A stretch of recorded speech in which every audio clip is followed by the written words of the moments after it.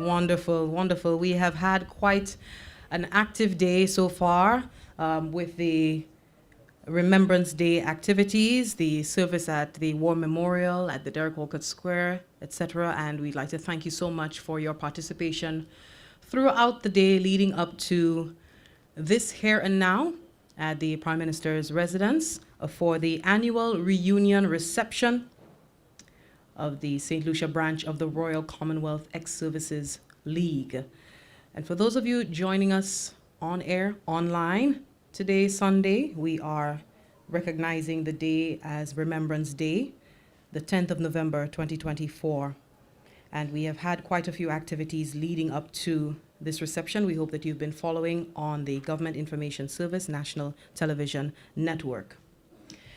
Before I proceed, I would like to acknowledge the presence of a few important people here today. Their Excellencies, the Mr. Cyril Charles, Acting Governor General of St. Lucia, and Mrs. Charles, Honorable Sean Edwards, Acting Prime Minister of St. Lucia, the Deputy President, Senator D. Lee, and other members of the Senate present here today.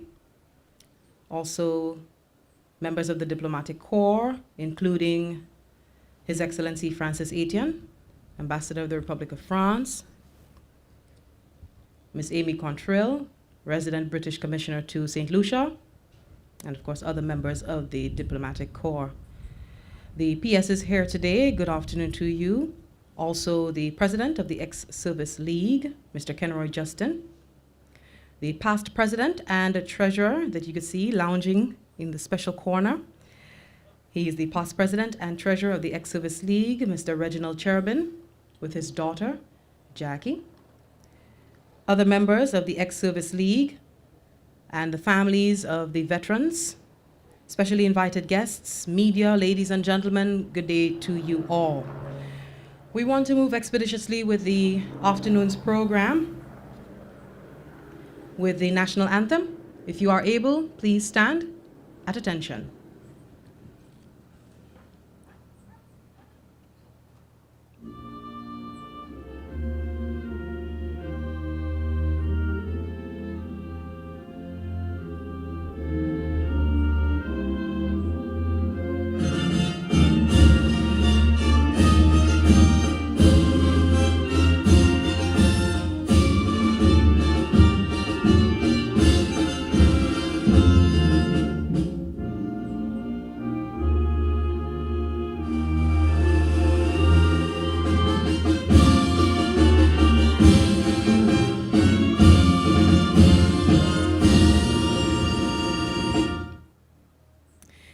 And now remain standing as we honor God with a prayer from Simone Branford.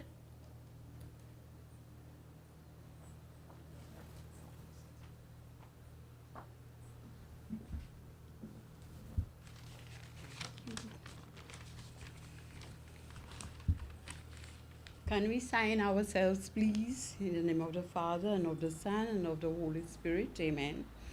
Dear Lord, today we honor our veterans, worthy men and women who gave their lives when they were called upon to serve and protect our country. We pray that you will bless them for their selfless service in the continual struggle to preserve our freedom, our safety, and our country's heritage for all of us. Also, bless their families who they left behind so all of us can be free today. We ask you, Lord, to return to them the favor of your blessings, a gift we on our own could never offer. We ask that you give our veterans a peace beyond the peace they fought to secure, a peace in their own hearts, wrapped in the joy of a life touched by your strong hand. In Jesus' mighty name we pray. In Romans 12:10, be devoted to one another in love. Honor one another above yourselves. This verse speaks to the camaraderie and brotherhood that is often seen among veterans. Their service is not just about duty to country, but also about loyalty to their fellow servicemen and women. In Jesus' name we pray. Amen.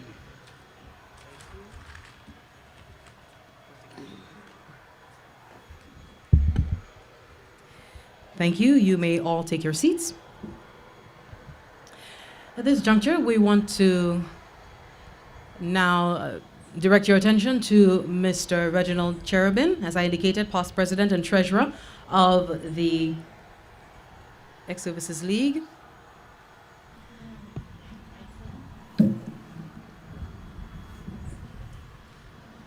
As I indicated, he will be delivering the welcome address.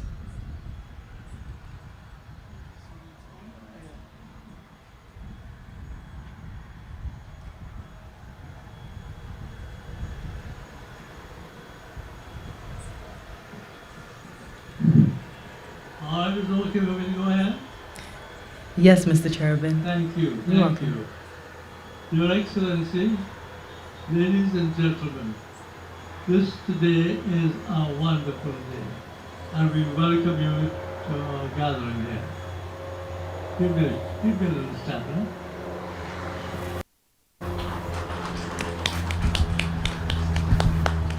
Thank you, thank you, thank you. Yes, you know, when you think of it, so many of our friends and family have gone into the war to help for peace. I recall when I was a soldier in Trinidad, I attended one of these same sessions, and it was the famous Catholic Archbishop Finbarr. He preached at the service, and he said that the 1914-18 war, we say that this is the end of wars. But here you are, you come back today in this church, and what you're doing? You're begging for peace again? But I always remember that. The wonderful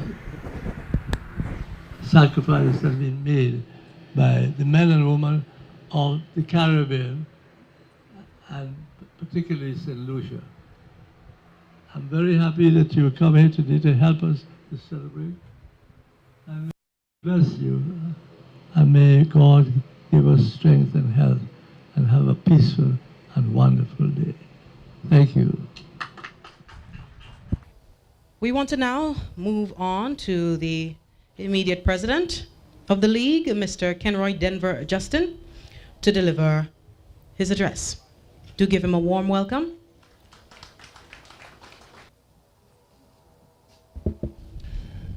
Good afternoon, everybody. And if it please you, my lords, my ladies, I wish to adopt the protocol list already established.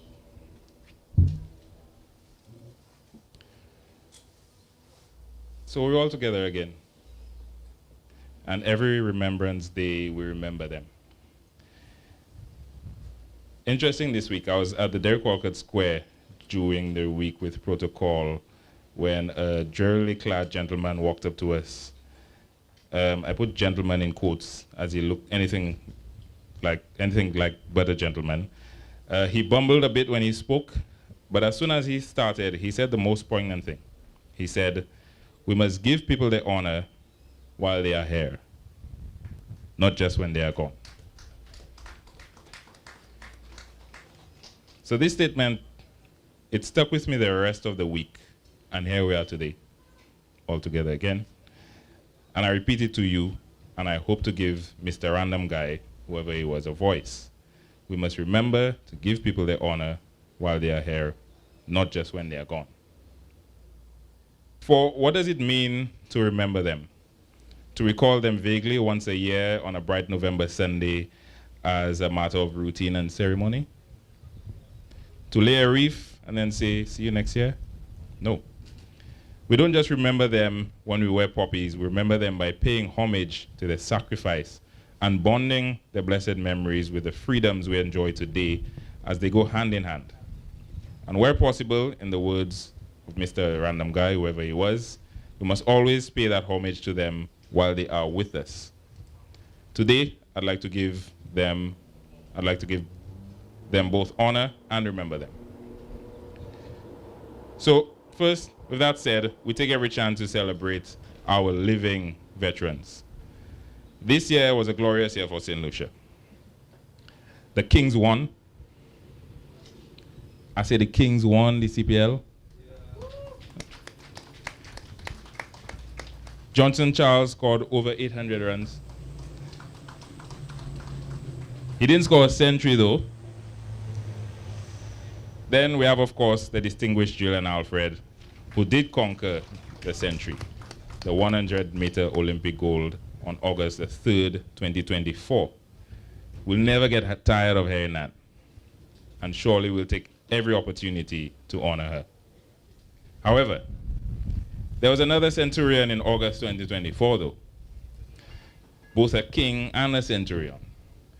They say this man reached 100 years of age faster than any St. Lucian has before.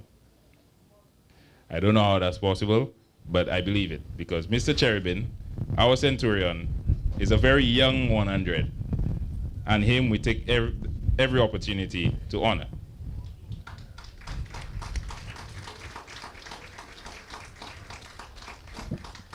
Mr. Cherry, my senior, my friend, my comrade, he continues to inspire us all. He tells his vivid stories, as you heard, always interesting. He leads in singing, as you saw, and he will again today. He still has his glass of scotch every evening. I think he has it with ice and Sprite. Jackie, ice and Sprite on the rocks. Coke. Coke. Wait there. And I'm even convinced that when he's ready, he will take us on a 2-mile run or start his football again someday. So let me just delve quickly into his CV as prepared by Lady Jacqueline of the House of Cherubin. And it's safe to say that if Mr. Cherubin was to decide to go back into work at this point in his life and apply for any job anywhere, he might be certainly overqualified. And I'll just touch on some of the stuff in there. Mr. Reginald Dominic Cherubin was born in 1924. At 17 years of age, he traveled to Trinidad and Tobago and joined the British Army, where he rose to the rank of corporal. He was based in Trinidad and Tobago and British Guyana, Grenada, and finally St. Lucia, where he met his wife, Joyce Cherubin, née Jonai, and married and fathered 4 children. Whilst in the British Army, he represented them in football in St. Lucia, British Guyana, and Grenada. After leaving the army, he also represented St. Lucia in football in the French territory of Martinique. Mr. Cherubin is lived everywhere. He lived in Aruba, where he was a male nurse. He headed the Lago Heights Advisory Committee. He played tennis. He played cricket. He played football. He lived in Barbados. He worked in insurance. He was a member of the Roman Catholic Church Council. He was a member of the Sailing and Cruising Club, Paragon Tennis Club. He worked in sales. He was a member of the St. Paul's Church Council. He joined the Richmond Tennis Club. He sang in the choir. He was a member of Rotary Club. In Leclerc, he was a member of the Roman Catholic Church Catholic Parish Council. He was president of the Tennis Association, president of the Boxing Association. So you see him there, mess with him at your own peril. He's an executive member of the St. Lucia Athletic Association. He's president of the St. Lucia branch of the Royal Commonwealth Ex-Services League from 1976 to 2012. He was associated with the Salvation Army. He received the Others Award, which is the second highest award by the Salvation Army to a civilian. He received the prestigious William Booth Award, which is the highest award that he could receive from the Salvation Army. He also received an Order of the British Empire from the Distinguished Highness Queen Elizabeth II. And from the government of St. Lucia, he's achieved the Lifetime Achievement Award at the 35th Annual Sports Award in 2015. Now, I myself lost count above the different awards, disciplines, skills, countries, communities, works, and organizations in that list. See, I tell you, overqualified. Now, he has achieved the best one of all, a healthy and active 100th birthday.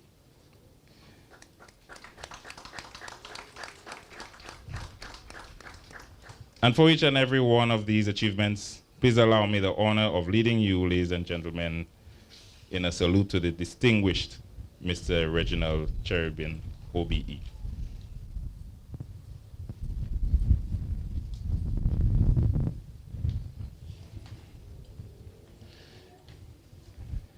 In moving on,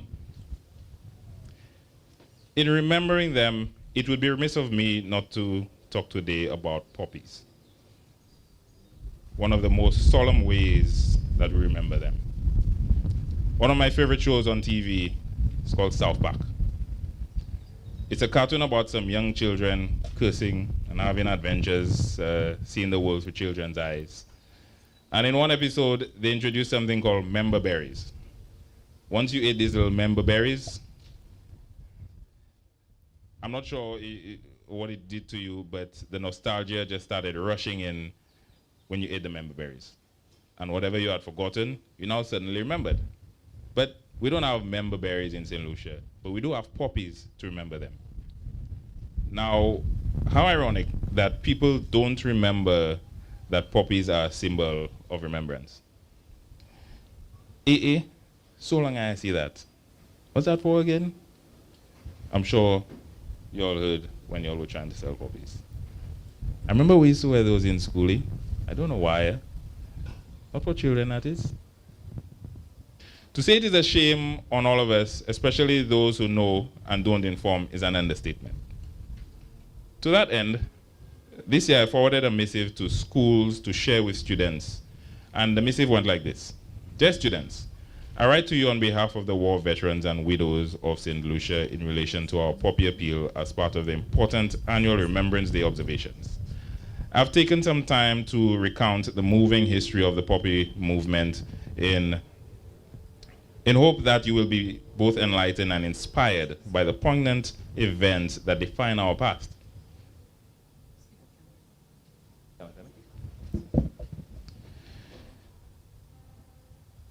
The History of the Poppy. In Flanders Fields by John McCrae. In Flanders Fields the poppies blow, between the crosses, row on row, that mark our place, and in the sky, the larks still bravely singing, fly, scarce heard amid the guns below. We are the dead. Short days ago we lived, felt dawn, saw sunset glow, loved and were loved, and now we lie in Flanders Fields. Take up our quarrel with the foe. To you, from failing hands we throw the torch, to be yours, to hold it high.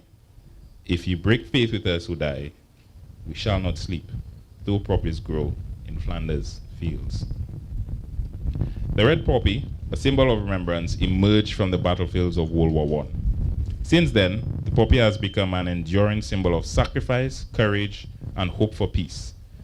During World War I, particularly along the Western Front, the poppy flower thrived in the disturbed soil created by extensive military bombardments.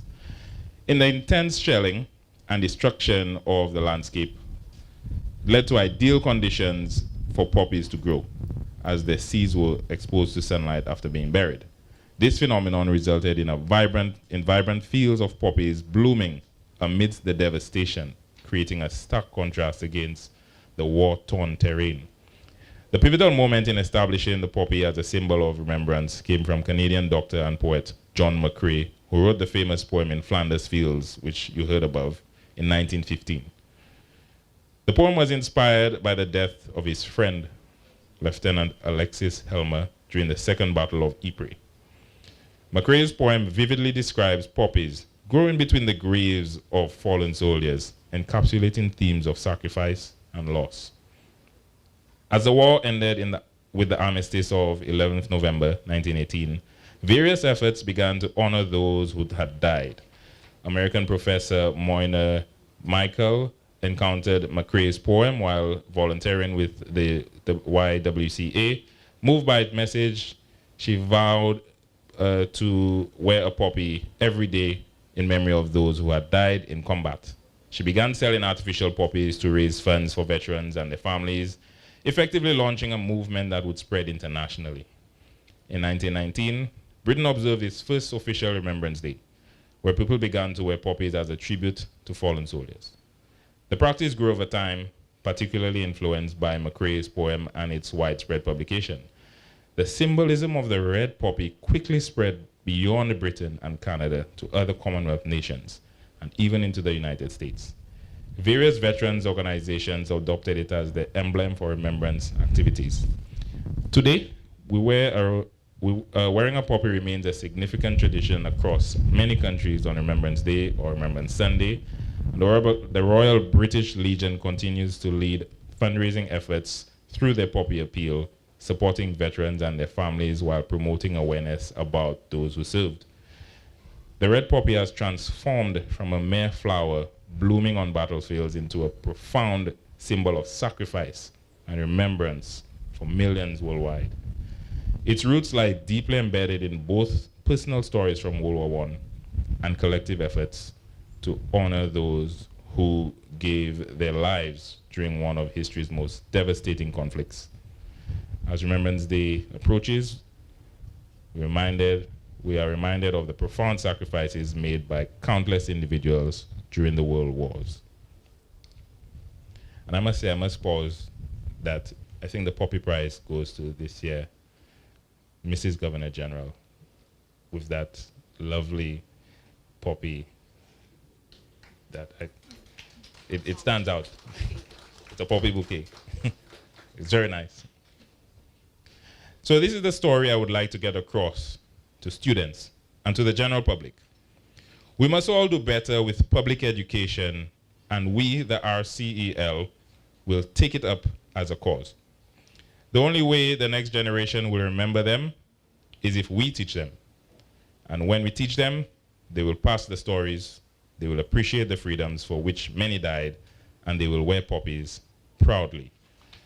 So we take up the mantle here today that by next year, the poppy movement will thrive in St. Lucia like never before.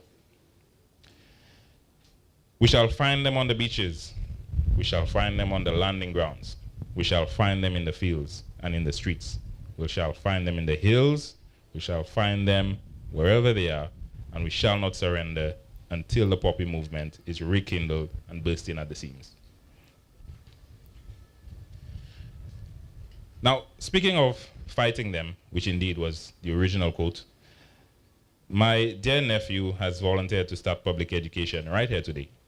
Although I fear that I have used the time that I volunteered to give up to him, we repeatedly say that we'll remember them. But the students can ask, well, what exactly are we remembering? What did they do, and who in fact are they? And in that vein, Jelani Justin, he is here today to give you some insight into what role the Caribbean actually played in the war.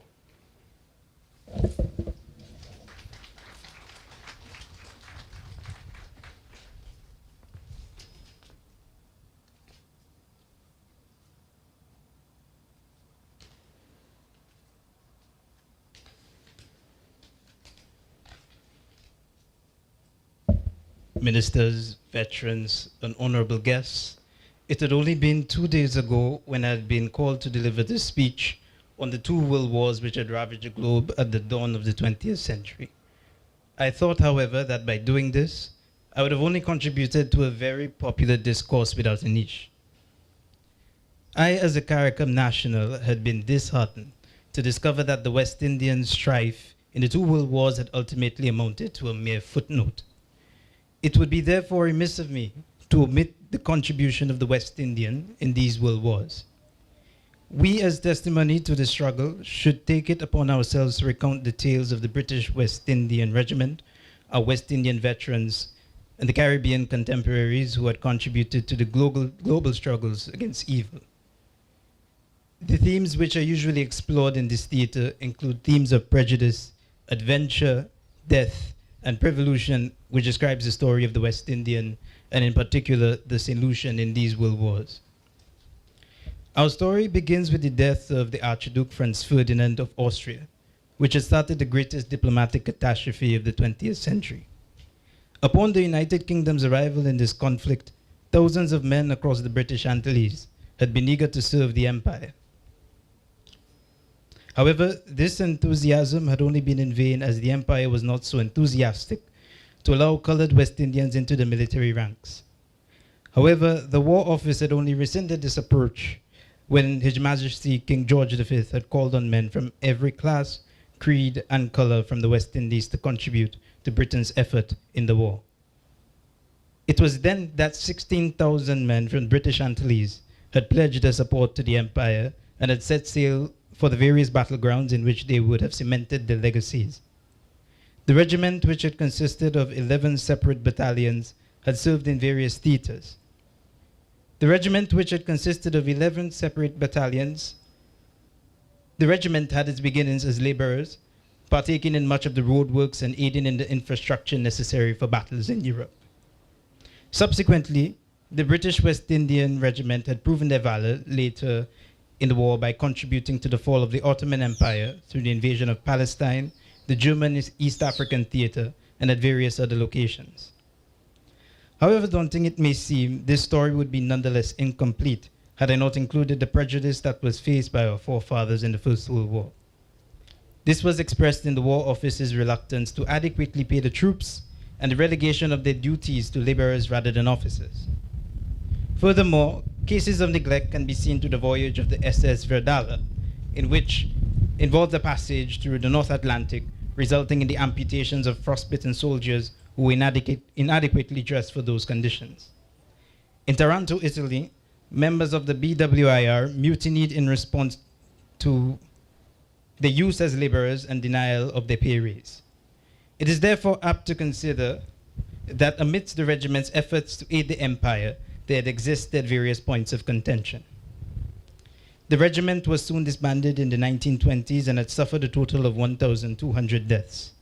Their valor is quantified by their 19 military crosses, 11 military crosses with bar, and 18 distinguished conduct medals, as well as their 49 mentions in dispatches.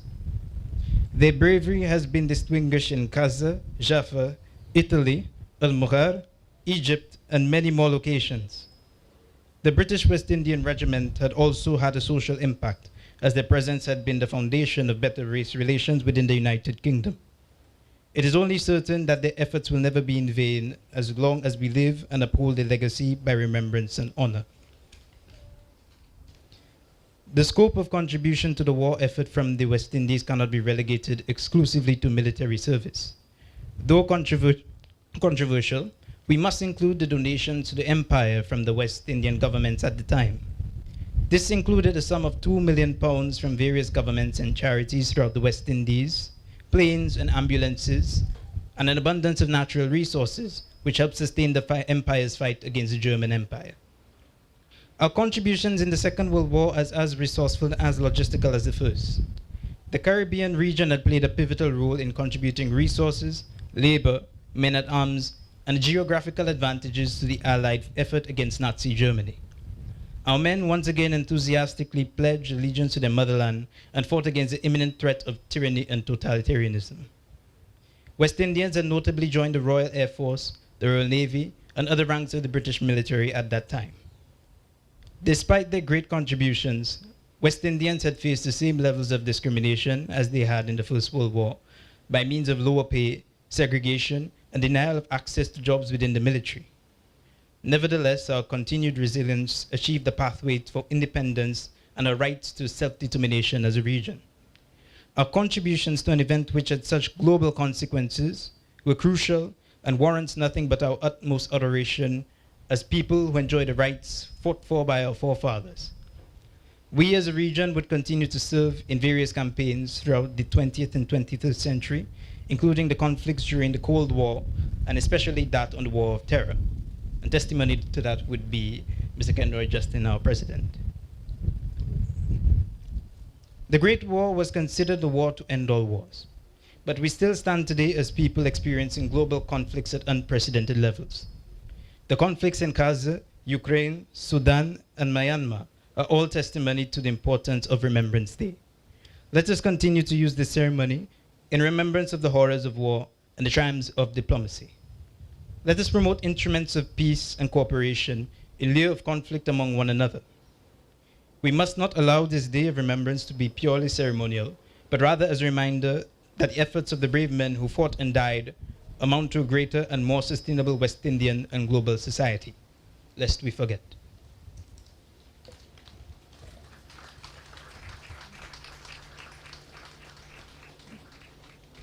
Thank you so much, Jelani.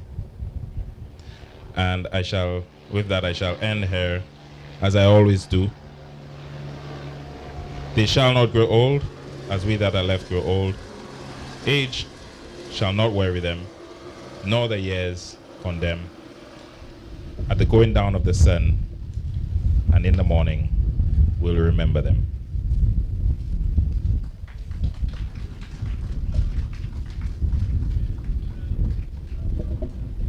Thank you, Mr. Justin, and the nephew of Mr. Justin. Thank you so much for that insight. Let us promote instruments of peace and cooperation as enshrined by the Universal Sustainable Development Goals. We continue to promote peace, as with this day, this very day in history, when a call to the end of the war was made.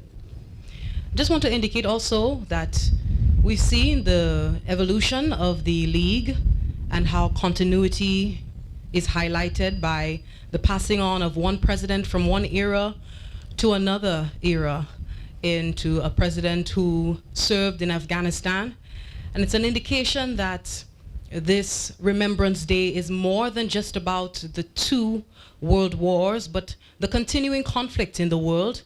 And not only conflict, but also acts of terror. We have victims, persons who succumb as a result of these, and we need to more and more take into consideration this, as it is a trend that is sweeping across the world in the UK, Canada, and other parts of the world where this type of conflict has had to be endured.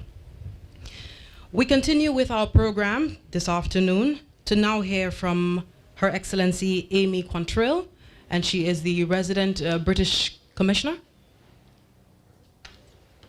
to give her a warm welcome.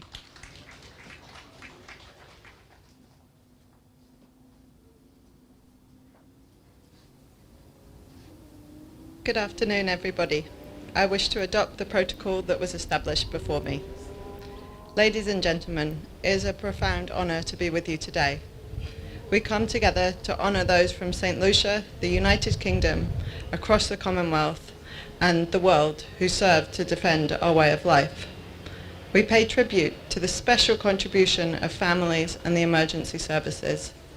We acknowledge the innocent civilians who have lost their lives in conflict and due to acts of terror. Some 359 St. Lucians were among the over 15,000 West Indians who enlisted in the British Army to fight in the First World War, where 36 died in action. Many more were enlisted in World War II, and of those, 26 died in action. I believe it is our responsibility not only to remember those who came before us, but to preserve the gift of freedom they bestowed upon us.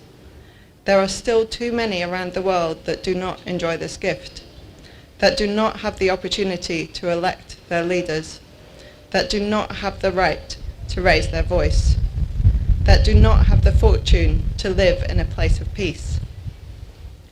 In a world where conflict still rages, we must ask ourselves what more we can do to honour those who came before us. We can endeavour to strengthen our partnerships. We can strive to better understand each other. We can secure our relationships through increased trust and mutual appreciation. The multilateral system provides a structure by which we can cooperate at an unprecedented level. It underpins much of our collective efforts to address the greatest challenges of our age. As a United Kingdom, we are deeply committed to the value of international cooperation.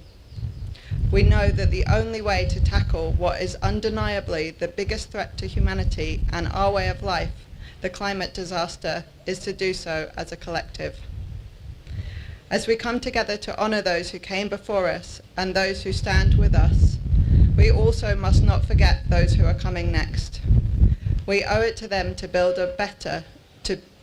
on our forefathers' sacrifices and leave them with a better world, a safer world, a freer world, and a cleaner world. I thank you.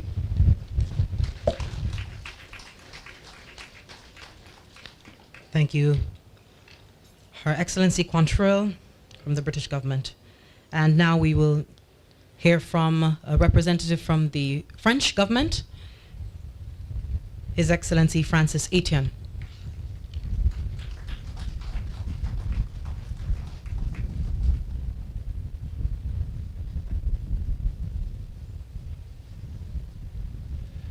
Bonjour. I'd like to adopt the protocol already established, and as it is my third participation, I've learned my lesson. No more notes. So this will be a speech from the heart. Your national anthem starts with a call to the young ones, sons and daughters of Saint Lucia. So does mine, enfants de la patrie. But the call for the kids is often for something very dramatic. In the French case, a call for war. Our anthem is a cry for fighting together.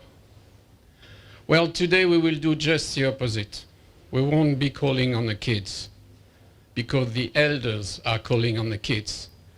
We will call on the kids to respect and look at the elders. And this is why I'm speaking today from the heart. Because for the third time, having the privilege of witnessing the joy, the optimism, and the energy of Reginald Cherubin is actually quite unique. And he is 100 years this year. Let's get a big round of applause for Reginald, please.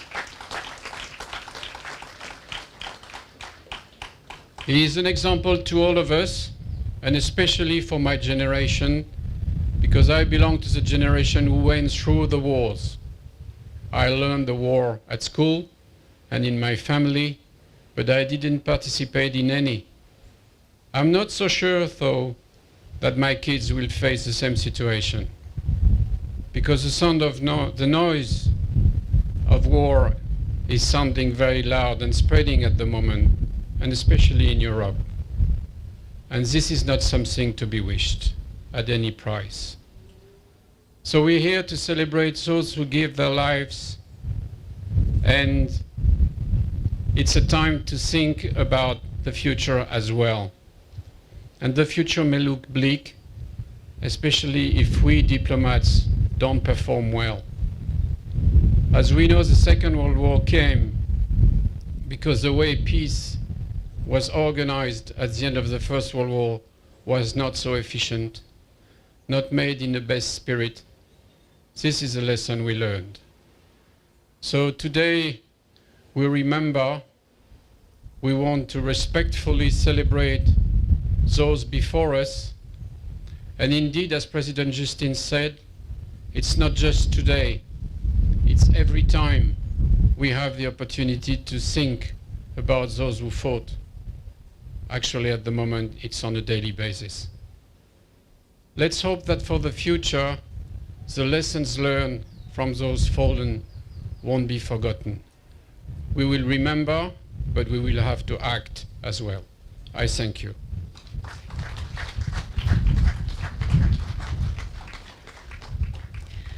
Thank you, Ambassador.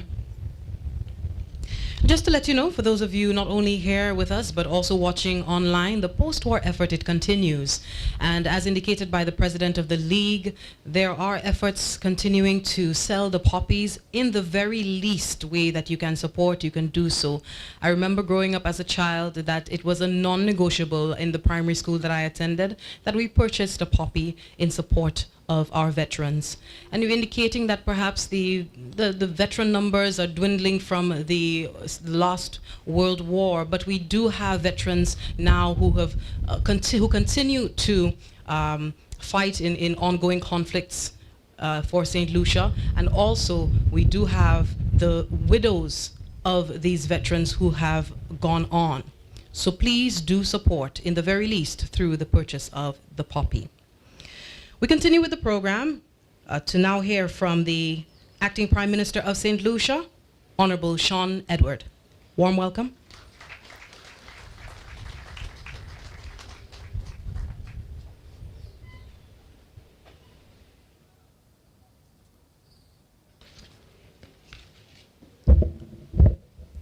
Thank you very much, Jesse. I always like to claim my staff. Jesse is attached to the communications unit in the Department of Sustainable Development in the Ministry of Education, Sustainable Development, Innovation, Science, Technology, and Vocational Training. Permit me to stand on the protocol that has already been established. That notwithstanding, I'd like to acknowledge the presence of the Acting Governor General of St. Lucia, His Excellency Cyril Errol Charles and Mrs. Charles, Secretary to the Cabinet of Ministers, Mr. Augusto Di Gazzo, Permanent Secretaries, Excellencies and Ambassadors of the diplomatic community, members of the Ex-Service League, distinguished ladies and gentlemen, good afternoon. Prime Minister Pierre has asked me to convey his best regards to the members of the Ex-Service League, in particular Mr. Sherbin and Mr. Earl Harold Francis. As you know, Prime Minister Pierre is currently off island attending to official duties. Today is a very solemn day, but yet profound. It is a day when we come together to honor the memories of those who would have fought for our freedom as a people, and not just in St. Lucia, but they would have fought for freedom across the world. And as you would have heard before, several St. Lucians joined the British Army to lend their strength and their energies for a more secure and a more prospering world. And whereas many of the individuals would have enlisted in the armed forces are no longer with us, we cannot take for granted the sacrifices that they made.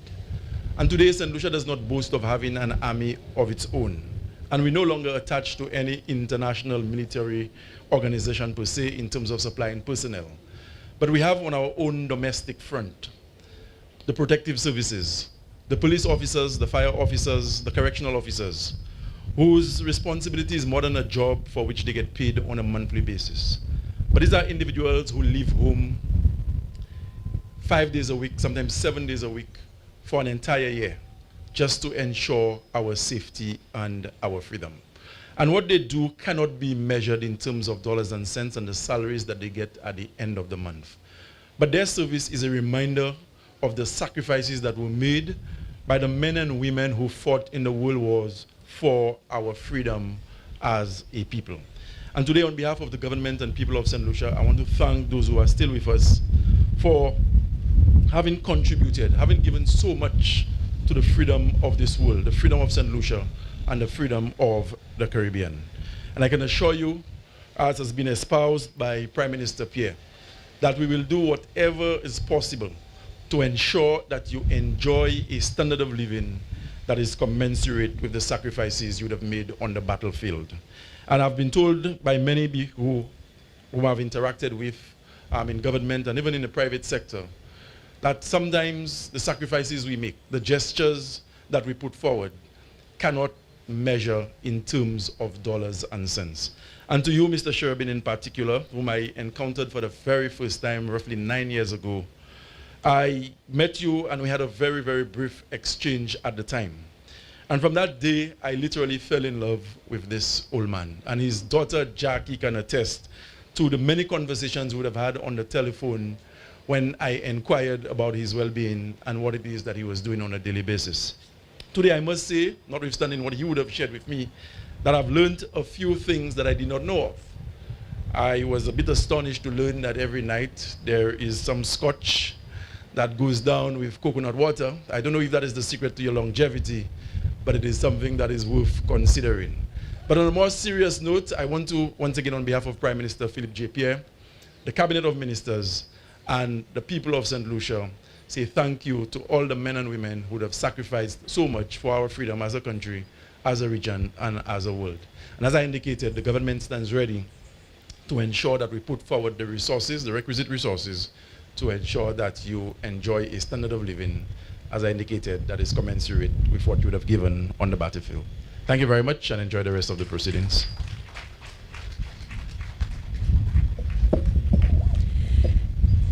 Thank you, Acting Prime Minister.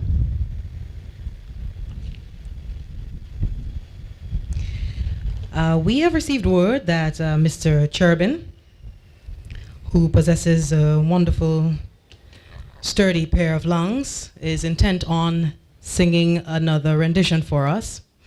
But before that, we want to invite the Acting Governor General of St. Lucia, His Excellency Cyril Charles, to the podium to deliver a few remarks, and then you will be thereafter serenaded. Warm welcome to our Acting Governor General. Good afternoon, all. Let me, like those before me, attempt to honor the centenarian here with us. I would love us all to remember this original serenading done a short while ago. I understand that you're going to do it again. But ladies and gentlemen, I think it is fitting that we all put our hands together and lend a huge round of applause to Mr.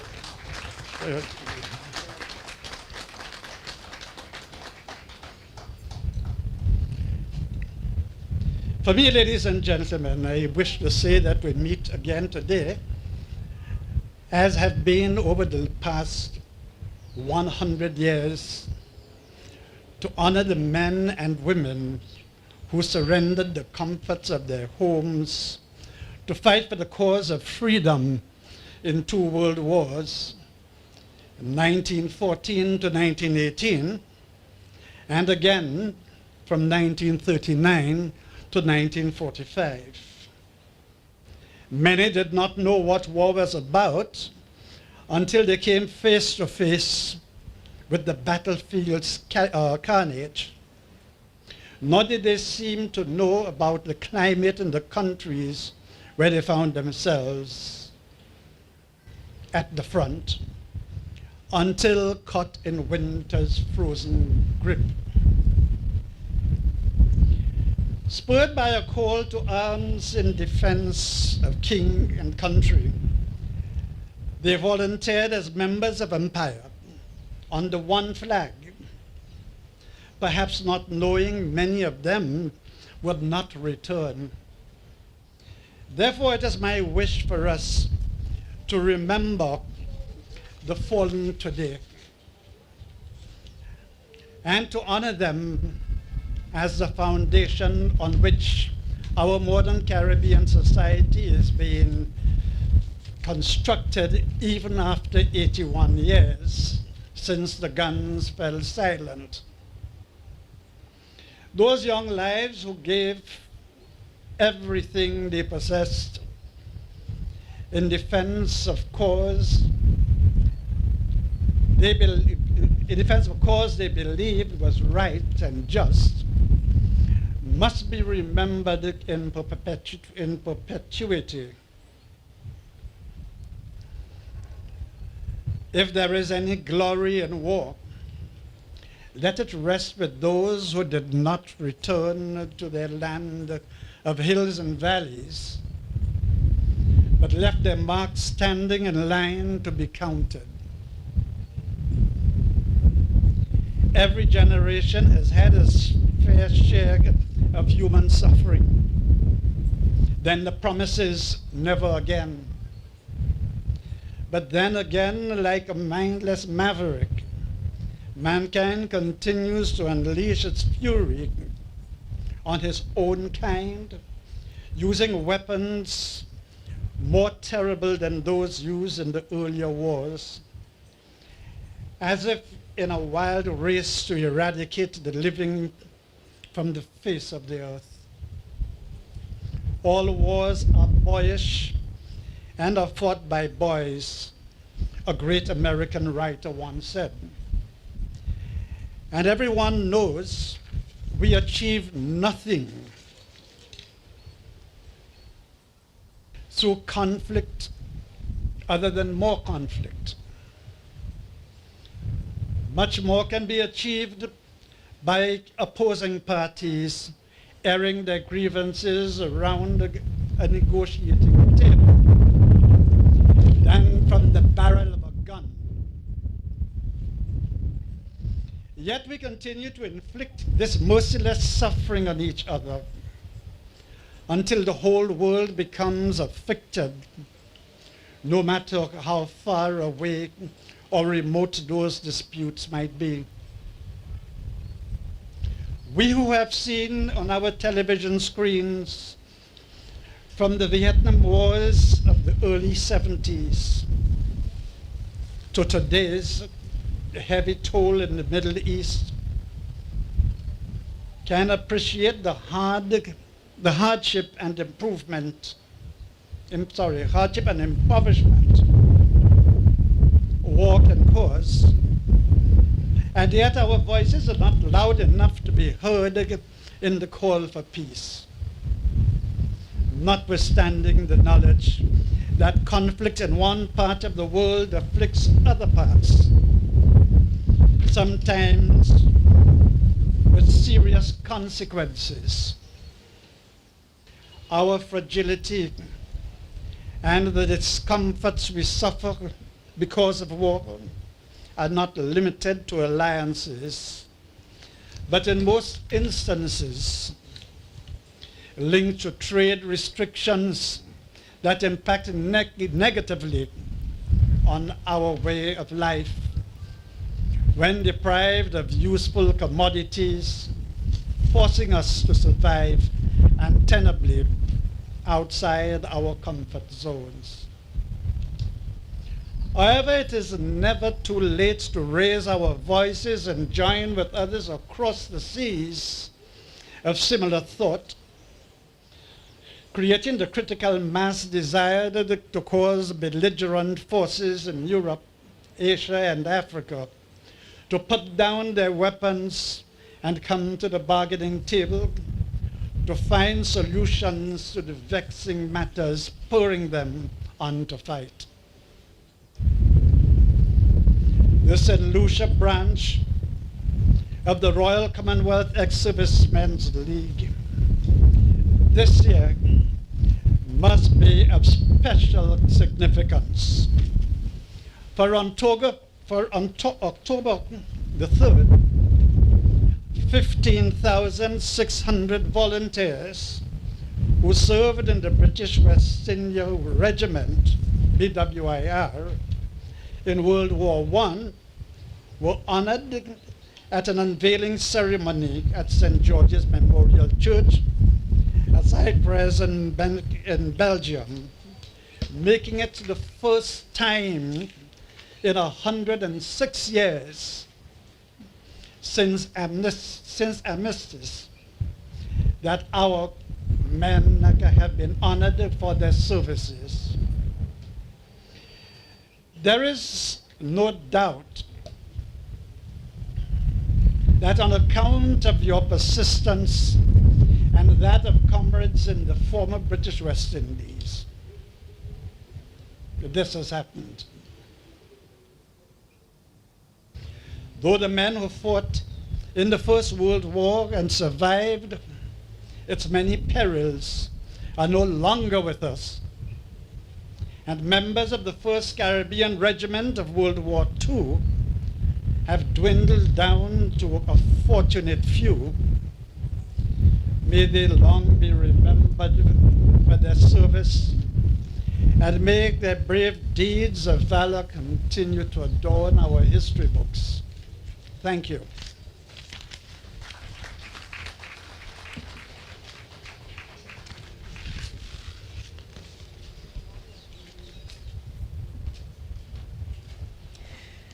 May their great deeds of valor continue to adorn our history books.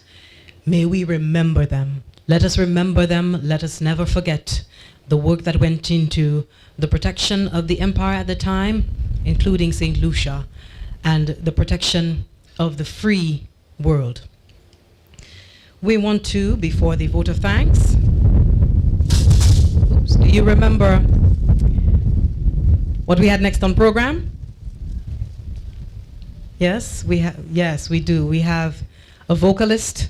Add that to his list of qualifications.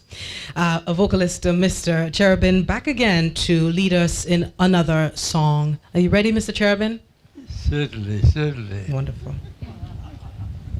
Thank you, thank you. But before I start this, to lead you in this song, I want to thank His Excellency for the kind words that he said about me. And I want to say thank you, thank you.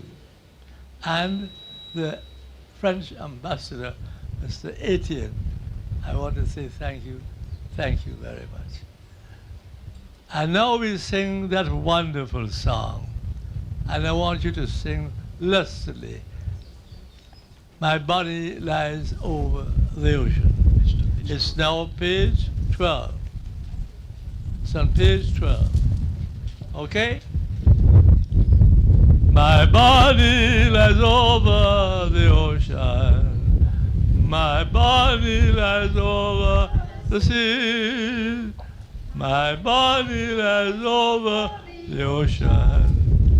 Oh, bring back my body to me. Bring back,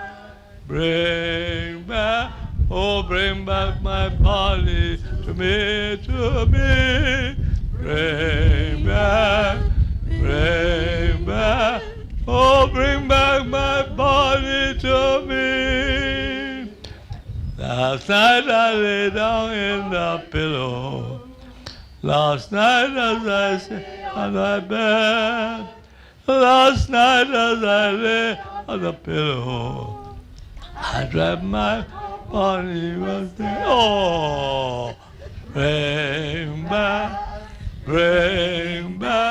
oh, bring back my body to me, to me. Bring back, oh, bring back my body to me.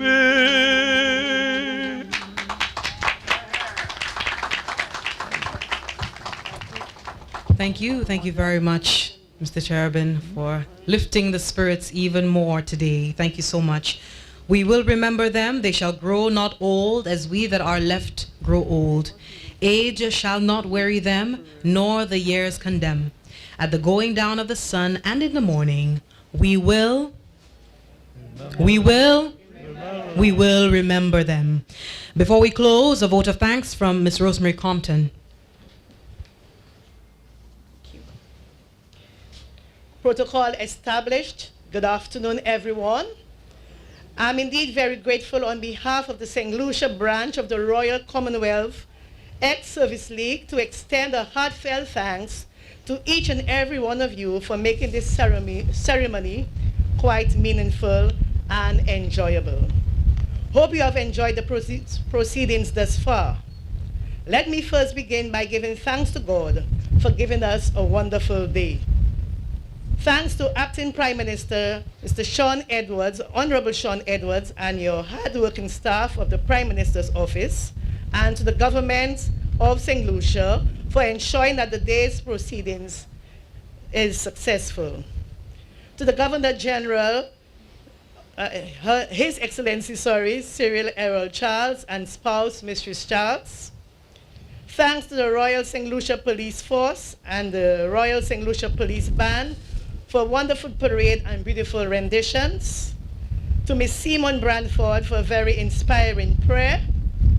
To Mr. Reginald Cherubin for your warm welcome and leading us on in song with your still strong and melodious voice.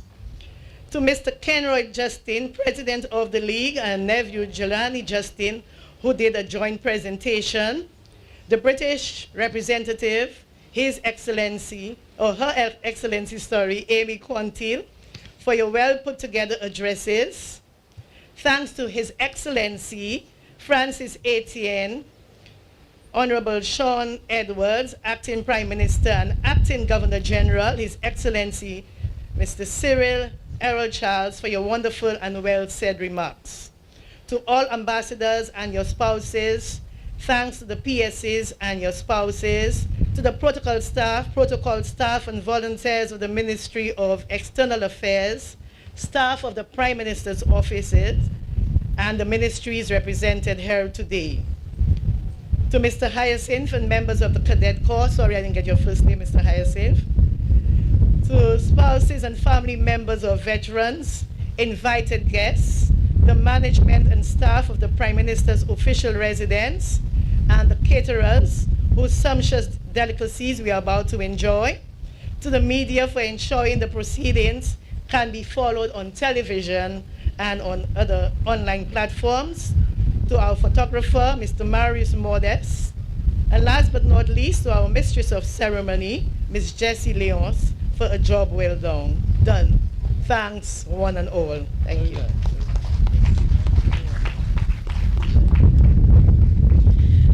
It seems as if we've been perfectly timed. God has scheduled today's proceedings. The weather has permitted, but we are wrapping up now with the vote of thanks. Once again, thank you all for being here for today's annual reunion reception of the St. Lucia branch of the Royal Commonwealth Ex-Services League. Today and tomorrow, it prompts a lot of reflection, but also here's toward the League and its future and to the continued peace of all men on earth. Do enjoy the rest of your day. Thank you so much for being here, and for those of you tuning in, thank you so much for watching. Good day.